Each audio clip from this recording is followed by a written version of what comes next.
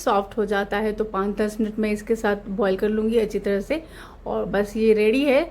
और मैंने चावल पहले ही लगा लिया था।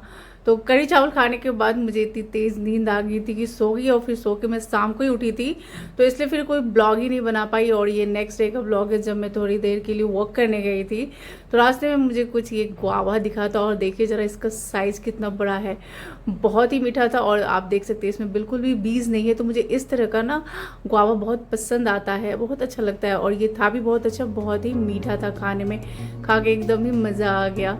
बचपन में हम लोग मेरे घर के आंगन में ही होता था ये अमरूद का पेड़, और बहुत ही मीठा होता था। बस ये कुछ वैसा ही था, बिल्कुल वैसा तो नहीं कहूँगी, लेकिन हाँ कुछ कुछ वैसा ही था। उसके बाद ये देखिए बारिश के मौसम में ना इस तरह से फंगस लग जाते हैं, तो उन्हें मैं ये क्लीनर से क्लीन कर रही हूँ। और आपको साबुन लगाना और 2-3 बार इसे पोंछना, आपको बिल्कुल इसकी ज़रूरत नहीं पड़ेगी।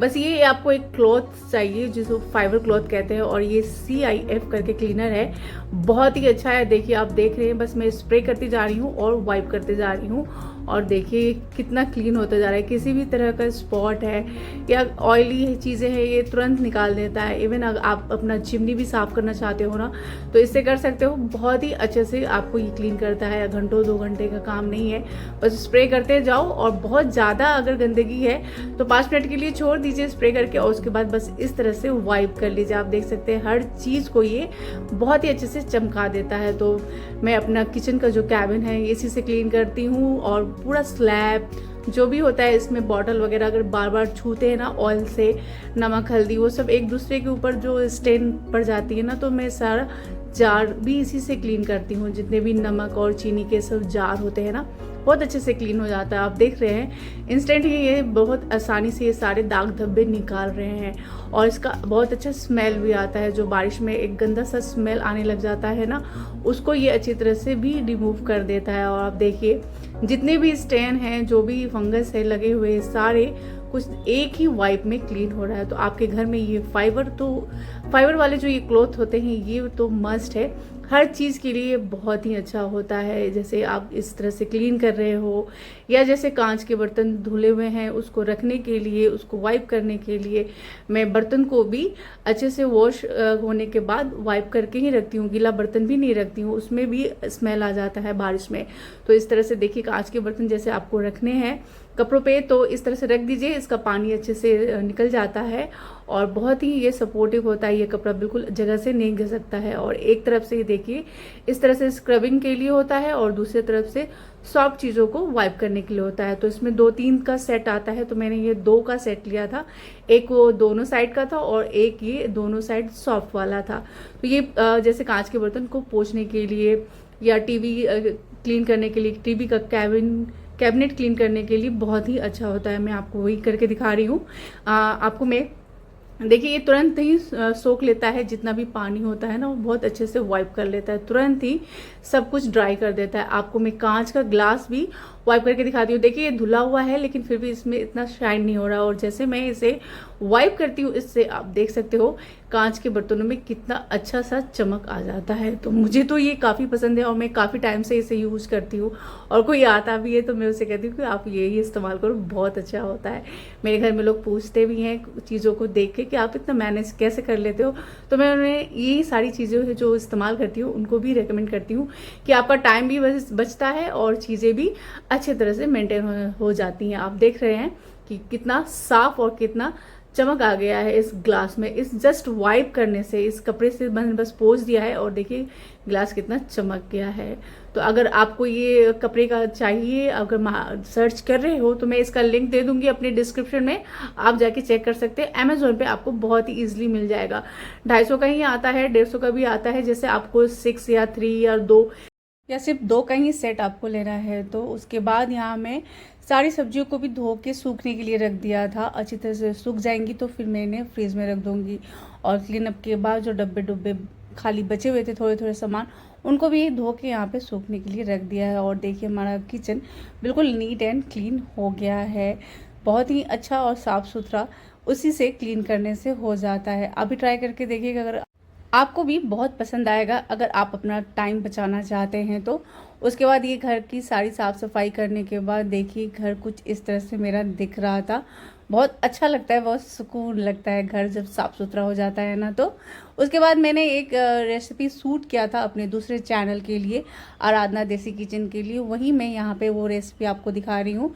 तो यहाँ पे मैंने बनाया था potato snacks, chilli garlic potato snacks. उसके लिए कच्चे आलू को इस तरह बस काट लीजिए और 1 मिनट के लिए बॉईल कर लीजिए जब तक कि वो गल ना जाए। उसके बाद अच्छे से उसे मैश लीजिए कॉर्नफ्लोर या कॉर्न स्टार्च डालकर, बिल्कुल आटे जैसा चिकना डो आपको बना के तैयार कर लेना है।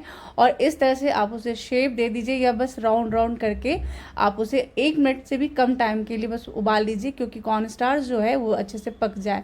उसके बाद यहाँ पे चिली गार्लिक, कॉर्न या शिमला मिर्च जो भी आप डालना चाहते हैं या इसे नहीं डालना चाहते हैं, आपकी मर्जी है। डालने के बाद शेजवान सॉस और यहाँ पे सोया सॉस डाल के, थोड़ा सा वाइट तिल डाल के, और धनिया पत्ता या हरा प्याज है तो उसे डाल दीजिए।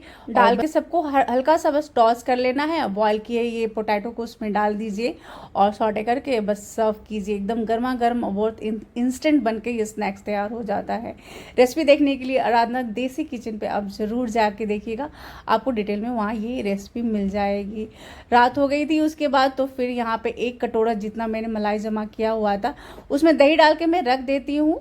तो बस 3 से 4 घंटा जितना ही दही डाल के मैं रखती हूँ, फ्रिज में ही रखती हूँ, क्योंकि गर्मी का मौसम है ना, खट्टा हो जाता है ज़्यादा। तो ये खट्टा नहीं होना चाहिए अगर आपको इस मलाई से पनीर भी इस्तेमाल करना है तो बस देख रहे हैं कि 1 कटोरा जितना ही मलाई था, बहुत ज़्यादा तो नहीं था, लेकिन आपको मैं दिखाऊंगी कि कितना ज़्यादा इसमें से पनीर भी निकलता है और घी भी निकलता है।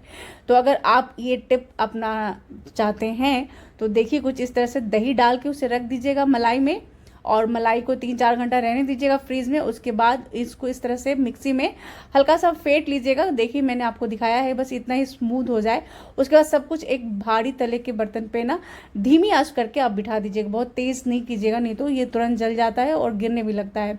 और देखिए उसके बाद जब ये फट जाएगा तो उसे छान के इस तरह से निकाल लीजिए। ये आपका घर का मलाई पनीर बनकर तैयार हो गया। तो 1 कटोरी जितना यहाँ पे पनीर बन के निकल गया था। और उसके बाद ये बाकी ये लिक्विड बचता है दूध का, इसको हम धीमी आंच पे ही रहने देते हैं जलने के लिए। धीरे धीरे जलते जलते ये देखिए यहाँ पे इसका घी भी निकल के आ गया। और ये जो आप ऊपर देख रहे हैं वही पनीर ही है। ये थोड़े थोड़े रह जाते हैं, पूरे तो नहीं निकल पाते हैं। और यहाँ पे मैं ये ½ kg का कंटेनर है, इसमें डाल के दिखाऊंगी तो आपको मेजरमेंट पता चल जाएगा कि मेरा घी भी कितना निकला है। तो कम से कम 300-350 ग्राम के करीब देखिए ये घी निकल कर तैयार हो गया है। तो बहुत ही आसान होता है। आप अगर मलाई जमा करते हैं या नहीं करते हैं तो इस तरह से आप करके देखिएगा, मलाई भी और घी भी आपका घर में ही निकल जाएगा। और ये दोनों चीज़ें मार्केट में इतनी मिलावट वाली भी मिलती है और इतनी महंगी भी मिलती है। तो मैं महीने में 3-4 बार तो मैं इस तरह से निकाल ही लेती हूँ, हर वीक में निकाल लेती हूँ। एक वीक से ज़्यादा आप मलाई मत रखिएगा, नहीं तो वो खट्टा हो जाता है। या फिर अगर आप फ्रीज़र में रखिएगा तो फिर वो उसमें खटास नहीं आती है। तो मैं कुछ इस तरह से निकालती हूँ। तो सोचा आप लोग को भी मैं शेयर कर दूँ कि मैं किस तरह से अपने ही घर में मलाई के साथ घी और पनीर दोनों बनाती हूँ। तो उम्मीद करती हूँ आपको आज का वीडियो बहुत पसंद आया होगा। पसंद आया है तो लाइक दे दीजिएगा। चैनल को अभी अभी देख रहे हैं तो सब्सक्राइब कर लीजिए। आप मेरे साथ जुड़े रहने के लिए सब्सक्राइब करना आपका बहुत बहुत ज़रूरी है। और बेल आइकन को हिट कर दीजिए, अगले वीडियो की नोटिफिकेशन आपको सबसे पहले मिलेगी। तो मिलती हूँ, आज के लिए बस इतना ही।